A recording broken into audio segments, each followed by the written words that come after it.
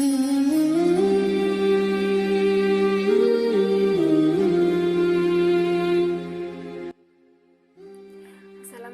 warahmatullahi wabarakatuh. Nama saya Aminillah NIM T20181443. Di sini saya pemateri pertama dari kelompok pertama akan menjelaskan tentang pemahaman fikih kontemporer. Fikih kontemporer sendiri berisi tentang tinjauan hukum Islam atas segala persoalan kontemporer atau permasalahan masa kini. Nah, permasalahan-permasalahan yang baru tersebut harus dengan serius diijtihadkan dan dinalar untuk kemudian dicari dan dibuat putusan hukumnya. Banyak kasus dan permasalahan baru terus bermunculan seiring perkembangan zaman. Namun hukumnya belum dijelaskan oleh Al-Quran dan hadis serta belum dibahas oleh para ulama-ulama terdahulu, sehingga tidak dapat diketahui bagaimana status hukumnya kecuali dengan mengembangkan penalaran dan metodologi pengambilan hukum dalam usul fikih. Hanya dengan mengkaji demikian, hukum Islam akan selalu berkembang dan tumbuh subur serta sanggup menjawab segala tantangan zaman. Dari paparan yang saya jelaskan, dapat dipahami bahwa fikih kontemporer merupakan kajian hukum Islam untuk menjawab persoalan-persoalan kontemporer yang terjadi di masa sekarang. Sebagaimana diyakini bahwa hukum Islam itu diturunkan untuk kebaikan dan kemaslahatan hidup manusia di dunia dan di akhirat.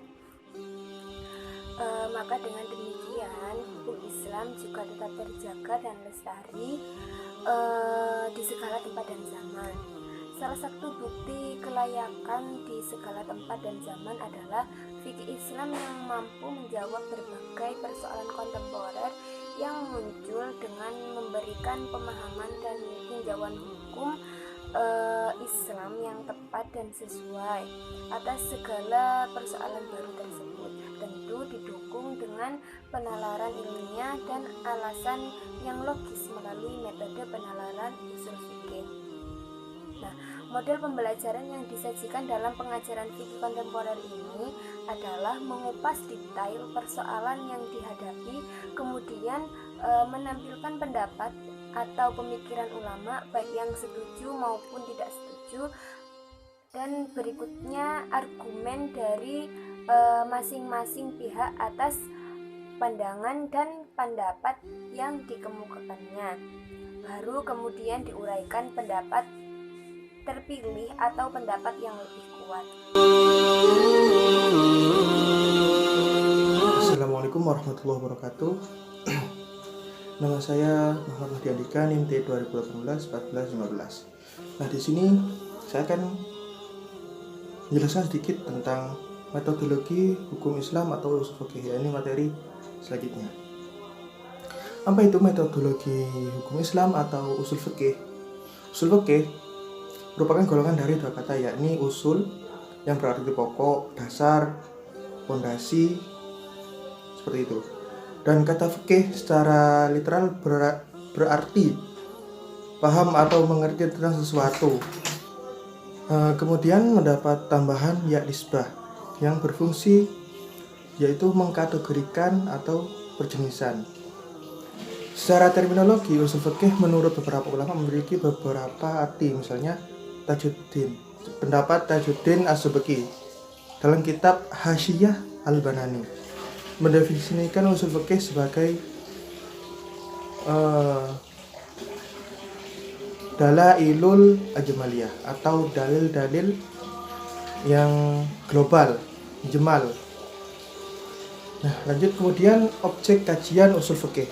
Menurut Imam Al-Ghazali di dalam kitab Al-Mustashfa dan menurut Imam Al-Ghazali dalam kitab Al-Mustashfa, ruang lingkup kajian usul fikih ada 4, yaitu hukum-hukum syara', karena hukum syara' adalah samarah atau hasil atau buah yang dicari oleh usul fikih. Kemudian yang kedua, dalil-dalil hukum syara' seperti Alkitab, As-Sunnah, Ijma'. Oke, lanjut yang kedua yaitu dalil-dalil hukum syara' seperti Alkitab, As-Sunnah, dan Ijma'. Karena semuanya ini adalah musmir atau pohon. Kemudian yang ketiga yaitu menunjukkan dalil-dalil wujuh dalalah al-adilah, karena usul fikih ini merupakan thoriqul istithmar ya, atau proses produksi. Penunjukan dalil-dalil ada 4, yaitu adalah tersirat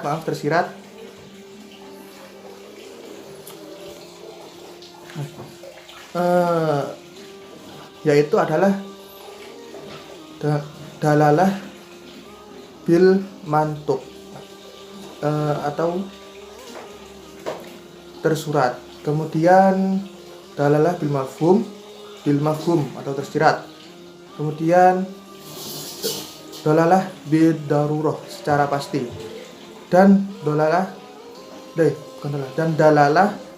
bil makna al maqul, makna yang rasional. Kemudian yang keempat yaitu mustasmir, yaitu mujtahid yang menetapkan hukum berdasarkan dengan kuatnya gon. Kemudian lawan kata dari mujtahid adalah muqallid, yaitu orang yang harus mengikuti mujtahid, seperti itu. Karena ya memang beberapa syarat mujtahid itu ada dan memang sulit sekali bagi orang biasa, sangat sangat sulit untuk menjadi seorang mujtahid. Jadi ya harus memang orang yang sudah berilmu tinggi, hafal Al-Quran, banyak hafal hadis dan sebagainya. Seperti itu. Mungkin cukup di sini. Saya mohon maaf atas kesalahan dan kekurangannya. Wassalamualaikum warahmatullahi wabarakatuh. Assalamualaikum warahmatullahi wabarakatuh. Nama saya Anggi Ramasa Putri, NIM T 2018-1403. Saya akan sedikit membahas mengenai usul fiqh sebagai pemahaman metodologi hukum Islam. Nah, fikih sendiri adalah ilmu yang membahas tentang hukum-hukum yang penetapannya melalui pemahaman yang mendalam terhadap dalil-dalil syarak yang terperinci. Sedangkan usul fiqh merupakan komponen utama dalam menghasilkan produk hukum yang dikenal dengan fikih. Karena usul fiqh adalah ketentuan atau kaidah yang harus digunakan oleh para mujtahid dalam menghasilkan hukum fikih. Nah, ilmu fiqh ini berbicara mengenai hukum dan juga aspek perbuatan. Sedangkan usul fiqh berbicara tentang metode dan proses bagaimana menemukan sebuah hukum. Nah, selanjutnya yaitu menurut Al-Qaudari baik dalam kitab usul fikihnya, tujuan dari mempelajari ilmu usul fiqh yaitu 1. Sebagai acuan dalam menentukan dan menetapkan hukum syarak melalui metode yang dikembangkan oleh para mujtahid. Yang kedua, memelihara agama dari penyimpangan penyalahgunaan sumber dan dalil hukum. Nah, usul fiqh inilah yang menjadi tolak ukur validitas kebenaran sebuah ijtihad. Nah, berdasarkan uraian di atas dapat diketahui bahwa ilmu usul fiqh memberi pengetahuan kepada umat Islam tentang sistem hukum dan metode penetapan hukum tersebut. Peran ulama usul fiqh yaitu mereka dituntut untuk mencari kepastian dan mengkaji kebenaran, mengkaji dan juga meneliti nilai-nilai normatif yang terkandung di dalam Al-Quran dan juga Sunnah secara cermat menggunakan ilmu usul fiqh. Itu saja yang dapat saya sampaikan. Apabila ada salah-salah kata saya mohon maaf. Selanjutnya akan disampaikan oleh pemateri berikutnya. Terima kasih. Baik, nama saya Wahyu Mujib Abdul Manan, NIM T 2018-1411. Di sini saya akan melanjutkan pembahasan materi, yakni poin C, yaitu tujuan hukum Islam atau maqasidut tasyri'. Membicarakan tentang tujuan hukum Islam atau maqasidut tasyri' merupakan suatu pembahasan yang sangat penting dalam hukum Islam yang harus diketahui oleh mujtahid dalam melakukan ijtihad. Maqasidut tasyri' terdiri dari dua kata, yaitu maqasid yang artinya tujuan dan tasyri' atau syariah yang berarti hukum-hukum Allah yang ditetapkan untuk manusia agar dipedomani dan dipatuhi untuk mencapai kebahagiaan hidup di dunia dan di akhirat. Maka dengan demikian, maqasidut tasyri' dapat berartikan sebuah tujuan-tujuan yang hendak dicapai dari suatu penetapan hukum, sebagaimana yang dikutip oleh Khairul Umam.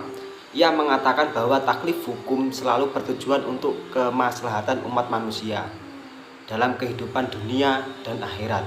Allah tidak membutuhkan ibadah seseorang karena ketaatan dan kemaksiatan hambanya tidak akan berpengaruh kepada kemuliaan Allah. Jadi sasaran manfaat hukum tidak lain hanyalah untuk kepentingan manusia itu sendiri. Kajian teori maqasidut tasyri' ini sangat penting karena pengetahuan tentang maqasidut tasyri' merupakan kunci keberhasilan mujtahid dalam ijtihadnya. Karena di atas landasan tujuan hukum itulah setiap persoalan dalam bermuamalah antar sesama manusia dapat dikembalikan. Seorang pakar usul fiqh yang bernama Abdul Wahab Khalaf menyatakan bahwa nas-nas syariah itu tidak dapat dipahami secara benar kecuali seseorang yang mengetahui maqasidut tasyri' atau tujuan hukum. Pendapat ini sejalan dengan pandangan pakar fikih lainnya, yaitu Wahbah al-Zuhaili, yang mengatakan bahwa pengetahuan tentang maqasidut tasyri' merupakan persoalan daruri atau persoalan urgent bagi mujtahid ketika akan memahami nas dan membuat istinbat atau membuat ketetapan hukum, dan bagi orang lain dalam rangka mengetahui rahasia-rahasia syariah. Yang menjadi bahasan utama dalam maqasidut tasyri' adalah hikmah dan ilat ditetapkan suatu hukum. Dalam kajian usul fiqh, hikmah dan ilat ini berbeda. Ilat adalah sifat tertentu yang jelas dan dapat diketahui secara zahir atau secara objektif, dan ada tolak ukurnya dan sesuai dengan ketentuan hukum yang keberadaannya merupakan penentu adanya hukum. Sedangkan hikmah adalah suatu yang menjadi tujuan atau maksud disyariatkannya hukum dalam wujud kemaslahatan bagi manusia.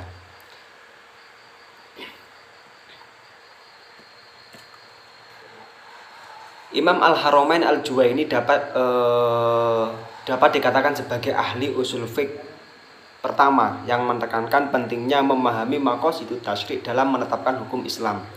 Ia secara tegas mengatakan bahwa seseorang tidak dapat dikatakan mampu menetapkan hukum dalam Islam sebelum ia memahami benar-benar tujuan Allah mengeluarkan perintah-perintah dan larangannya. Pada prinsipnya, Al-Juwaini membagi tujuan maqasidut tasyri' menjadi 3 macam, yaitu daruriyat, hajiyat, dan mukromat. Pemikiran Al-Juwaini tersebut lalu dikembangkan oleh muridnya, yaitu Al-Ghazali, yang menjelaskan maksud syariat dalam kaitannya dengan pembahasan tentang maslahat. Maslahat menurut Imam Al-Ghazali itu dicapai dengan cara menjaga 5 kebutuhan pokok manusia dalam kehidupannya, yaitu memelihara agama, jiwa, akal, keturunan, dan harta. Sekian dari saya, mungkin itu yang dapat saya sampaikan. Kurang lebihnya mohon maaf. Wassalamualaikum warahmatullahi wabarakatuh.